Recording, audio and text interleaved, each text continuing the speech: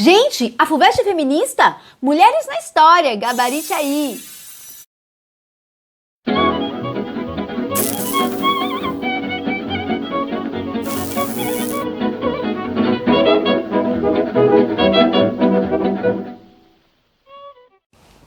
Olá, queridos alunos e queridas alunas, tudo bem? Sejam muito bem-vindos aqui ao canal História e Sociologia Articuladas e hoje faremos um comentário sobre a questão da FUVEST. FUVEST está chegando, tá aí, é o momento de você botar fogo na sua revisão e pegar os temas que mais caem. E um dos temas que a FUVEST e outros vestibulares também vem cobrando muito é a história das mulheres. Então, o papel que as mulheres tiveram nos vários momentos da história, nos vários processos e acontecimentos. E essa questão que eu vou comentar e vou ler aqui e você vai ler aí na descrição do vídeo, é uma questão que trata sobre o papel da mulher no medievo, no período medieval. E, inclusive, a relação entre isso e, óbvio, a questão do discurso e da mentalidade religiosa. Porque se tem uma coisa super importante para a gente guardar e associar sobre o momento medieval, é essa hegemonia, né? Essa homogeneidade que o discurso da Igreja Católica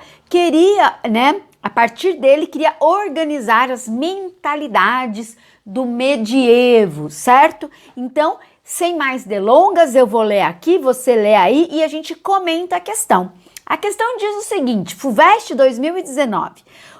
Os comentadores do texto sagrado reconhecem a submissão da mulher ao homem como um dos momentos da divisão hierárquica que regula as relações entre Deus, Cristo e a humanidade, encontrando ainda a origem e o fundamento divino daquela submissão na cena primária da criação de Adão e Eva e no seu destino antes e depois da queda. Casa Grande, a mulher sob custódia em História das Mulheres, lá. O excerto refere-se à apreensão de determinadas passagens bíblicas pela cristandade medieval, especificamente em relação à condição das mulheres na sociedade feudal. A esse respeito, é correto afirmar que, eu vou direto para o gabarito B, gabarite aí, a culpabilização das mulheres pela expulsão do paraíso terrestre servia de justificativa para sua subordinação social aos homens. Exatamente isso. Então, aquele discurso, a narrativa bíblica, né, da criação do mundo e a criação de Adão e Eva no paraíso e o pecado que os dois cometeram, o pecado original, a Eva inclusive, né, comendo a maçã e provocando Adão, isto mostraria que a mulher é submissa ao homem, primeiro porque a mulher foi criada a partir da costela do homem, então primeiro veio o homem e depois teria vindo a mulher, e ela vem então, o homem seria a cabeça, né, e a mulher seria uma estrutura do homem. Então até estabelece uma relação de complementariedade, mas dentro dessa complementariedade não há igualdade, há uma submissão. Então o discurso religioso durante o período medieval utiliza passagens bíblicas justamente para justificar este papel de submissão da mulher em relação ao homem. É a sexualidade da mulher que define, portanto, a sua inferioridade. Então a diferença tem todo um discurso narrativo, uma discussão bíblica, mas, obviamente, que está determinado pela sexualidade de ambas as pessoas, do homem e da mulher. Depois disso, uma série de outros argumentos, também no campo da religiosidade medieval, da mentalidade medieval, vai demonizar a mulher ou vai inferiorizá-la, né? Por exemplo, a questão da própria menstruação, né? É também visto como uma coisa que demonstraria que a mulher não é um ser muito puro, né? A própria questão do pecado original, né? O fato de da Nossa Senhora, né? Da mãe de Jesus Cristo, ter sido a leitura falar que ela é uma mulher que gerou um filho sem cometer o pecado original, né? Então ele foi concebido pelo poder do Espírito Santo. Então toda essa narrativa no período medieval justifica o fato, né, da mulher ser considerada inferior ao homem. Se ela é inferior, então ela pode ser submetida ao poder dominante do homem. Então, o poder patriarcal. Então, aqui a questão, ela trata sobre o período medieval, mas você pode expandir isso tranquilamente para outros períodos da história com outros discursos. Se no período medieval o discurso era um discurso religioso, no período, por exemplo, contemporâneo, do século XIX, do liberalismo, era a questão dos elementos biológicos da mulher, né? Então, a mulher era biologicamente considerada como um sexo mais frágil, um sexo dependente, um sexo que não poderia ser inclusive autônomo, e isso justificava, quer seja no medievo, quer seja no período do século XIX, todo tipo de restrição às mulheres a direitos iguais aos homens. Imagine que no século XIX as mulheres tinham direito a votar, não tinha direito a patrimônio, não tinha direito à educação, né? Inclusive, até hoje, tem gente que ainda continua achando que a mulher deve ser submissa ao homem, que ela é uma parte fundamental da família, mas que jamais pode, por exemplo, estudar, não pode ser doutora, porque vai que uma mulher doutora se apaixona por um homem que não é doutor, não é, gente? Aí haveria uma desigualdade, a mulher sendo mais inteligente, mais formada e tendo mais diplomação do que o homem, como que ela vai obedecer a um homem que é inferior a ela?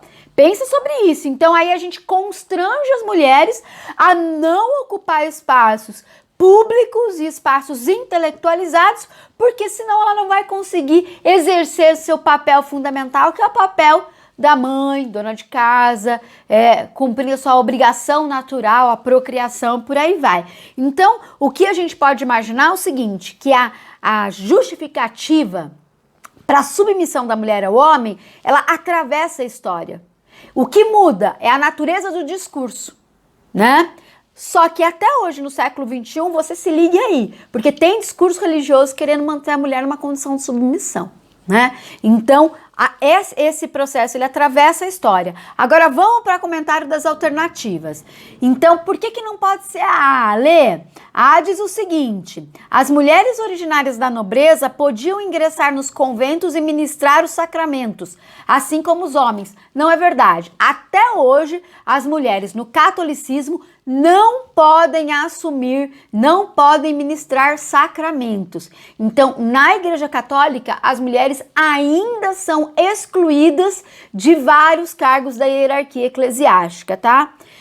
O item C, as mulheres medievais eram impedidas do exercício das atividades políticas, ao contrário do que acontecera no mundo greco-romano. Mentira, gente. Já ouviram aquela música? Lembrem-se do exemplo daquelas mulheres de Atenas, vivem para os seus maridos.